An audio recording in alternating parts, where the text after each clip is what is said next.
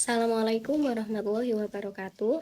Sebelumnya perkenalkan, nama saya Anisatul Aulia bersama teman saya yang nanti juga akan memaparkan materi. Pada kesempatan kali ini, kita akan membahas tentang birrul walidain atau yang biasa kita sebut dengan berbakti kepada kedua orang tua. Pada faktanya, dampak dari perubahan pola hidup masyarakat yang disebabkan oleh kemajuan teknologi dan keilmuan memberikan nilai positif dan nilai negatif bagi kehidupan.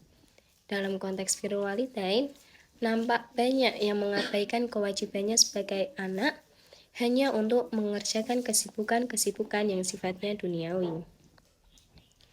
Pola dan gaya hidup yang bebas membuat mereka tidak menghargai keberadaan orang tua, membangkang, menelantarkan, bahkan tidak sedikit yang nekat menghabisi nyawa orang tua ketika orang tua tidak memenuhi keinginannya.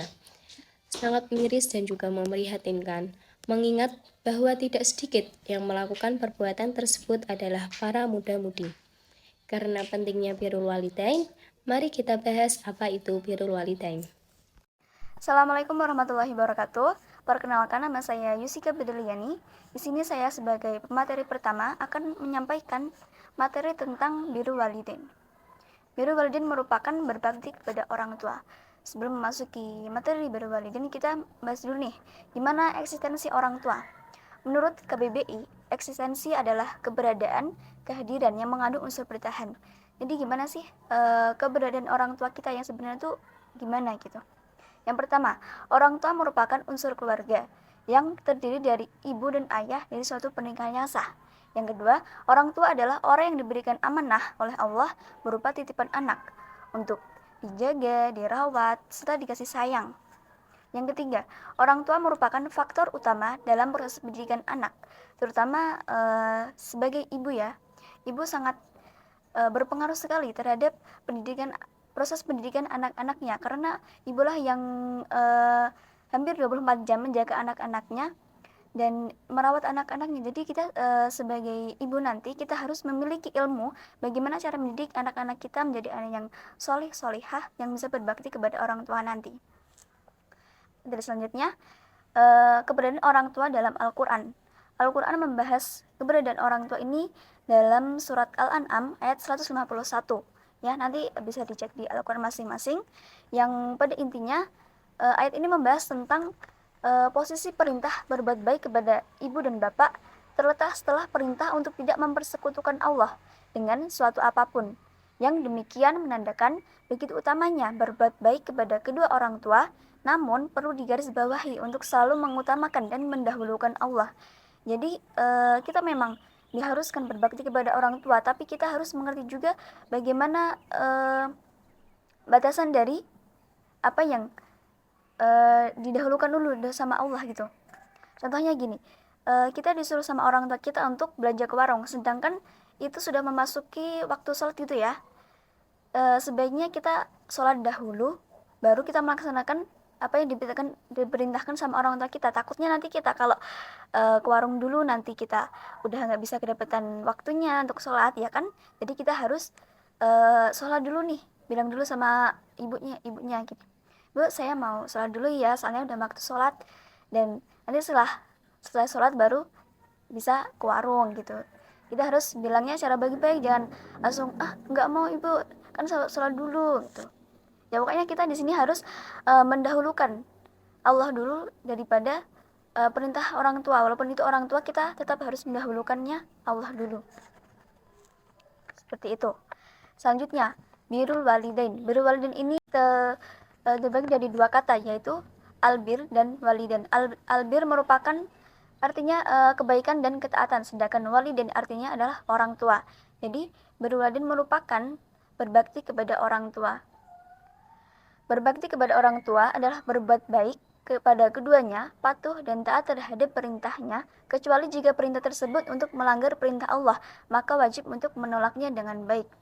Lebih simpelnya gini, kalau kita disuruh sama orang tua kita, nak tolong dong itu ambil hasil panennya di rumah tetangga, padahal itu sebenarnya tetangga menyuruh ibu kita untuk mengambil, tapi ibu kita yang menyuruh kita ngambil secara diam-diam. Itu artinya berarti kan kita kan mencuri ya, sama aja mencuri, mengambil hak orang lain padahal tidak disuruh ya sama orangnya tadi untuk mengambil.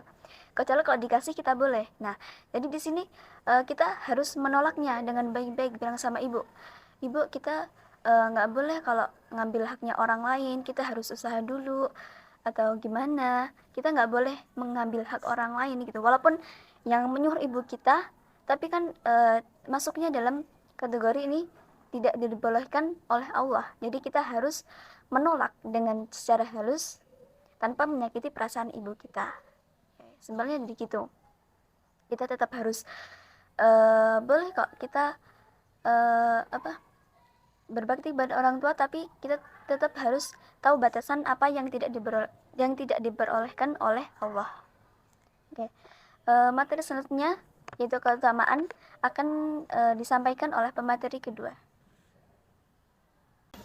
Materi selanjutnya yaitu keutamaan berbakti kepada kedua orang tua. Apa saja keutamaan tersebut? Keutamaan birrul walidain antara lain seperti birrul walidain adalah amal yang dicintai Allah. Yang kedua merupakan salah satu pintu surga, dan yang ketiga merupakan jalan menuju keridhaan Allah Subhanahu wa taala. Nah, yang pertama, suatu amalan utama yang dicintai Allah. Diriwayatkan dalam sebuah hadis, amal apa yang disukai Allah? Rasulullah menjawab, sholat tepat pada waktunya. Saya bertanya, kemudian apa? Rasulullah menjawab, berbakti kepada kedua orang tua. Saya bertanya, kemudian apa? Rasulullah menjawab, jihad di jalan Allah. Hadis riwayat Bukhari. Lalu yang kedua, keutamaan yang kedua, birrul walidain merupakan salah satu pintu surga. Rasulullah Shallallahu Alaihi Wasallam bersabda, surga berada di bawah telapak kaki ibu. Hadis riwayat Ahmad. Keutamaan yang ketiga merupakan jalan menuju keridhaan Allah Subhanahu wa taala. Diriwayatkan dalam sebuah hadis, keridhaan Allah terdapat pada keridhaan orang tua dan kemurkaan Allah terdapat pada kemurkaan orang tua. Hadis riwayat Tirmidzi. Memasuki materi selanjutnya yaitu bentuk-bentuk berbakti kepada kedua orang tua. Yang pertama, menaati perintah ibu bapak.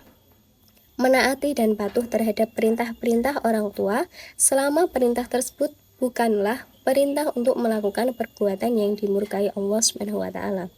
Dalam Quran surah Luqman ayat 15 yang artinya, dan jika keduanya memaksamu untuk mempersekutukan dengan aku sesuatu yang tidak ada pengetahuanmu tentang itu, maka janganlah kamu mengikuti keduanya, dan pergaulilah keduanya di dunia dengan baik, dan ikutilah jalan orang yang kembali kepadaku, kemudian hanya kepadakulah kembalimu. Maka aku beritakan kepadamu apa yang telah kamu kerjakan. Lalu bentuk berbakti yang selanjutnya seperti mendoakan ibu bapak. Di antaranya dengan membaca doa, dan rendahkanlah dirimu terhadap mereka berdua dengan penuh kesayangan dan ucapkanlah, wahai Tuhanku, kasihilah mereka keduanya sebagaimana mereka berdua telah mendidik aku di waktu kecil. Merupakan arti dari Quran surah Al-Isra ayat 24. Lalu yang selanjutnya yaitu bersikap lemah lembut kepada orang tua, senantiasa berkata yang baik kepada orang tua dan tidak mengucapkan kepada keduanya, dan jangan pula menghardik mereka. Merendahkan diri di hadapan orang tua, sebab kesuksesan yang sudah diraih tentu tidak terlepas dari peran orang tua. Maka dari itu, sebaiknya kita menjauhi sifat sombong. Allah Subhanahu wa taala berfirman yang artinya, dan Tuhanmu telah memerintahkan agar kamu jangan menyembah selain Dia, dan hendaklah berbuat baik kepada ibu bapak. Jika salah seorang di antara keduanya atau kedua-duanya sampai berusia lanjut dalam pemeliharaanmu, maka jangan sekali-kali engkau mengatakan kepada keduanya perkataan dan janganlah engkau membentak keduanya, dan ucapkanlah kepada keduanya perkataan yang baik. Quran surah Al-Isra ayat 23. Setelah membahas bentuk-bentuk berbakti kepada orang tua, yang selanjutnya yaitu bentuk-bentuk berbakti kepada kedua orang tua setelah beliau wafat. Yang pertama, mendoakan kedua orang tua. Dalam Quran surah Nuh ayat 28 yang artinya, ya Tuhanku, ampunilah aku, ibu bapakku, orang yang masuk ke rumahku dengan beriman dan semua orang yang beriman laki-laki dan perempuan. Dan janganlah engkau tambahkan bagi orang-orang yang zalim itu selain kebinasaan. Quran Surah Nuh ayat 28. Lalu yang kedua yaitu senantiasa memohonkan ampun untuk orang tua. Dalam Quran Surah Ibrahim yang artinya, ya Tuhan kami, beri ampunlah aku dan kedua ibu bapakku dan sekalian orang-orang mukmin pada hari terjadinya hisab, hari kiamat. Quran Surah Ibrahim ayat 41. Lalu yang ketiga, mensolatkan ketika orang tua meninggal.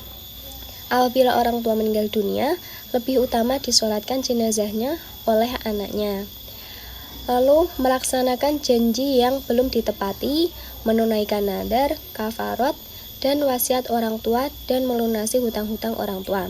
Apabila selama hidup orang tua telah berjanji kepada seseorang, maka anak-anaknya wajib untuk menunaikan janji-janji tersebut dan melunasi hutang-hutang orang tua. Berikut materi yang dapat kami sampaikan, kurang lebihnya mohon maaf, semoga bermanfaat. Wassalamualaikum warahmatullahi wabarakatuh.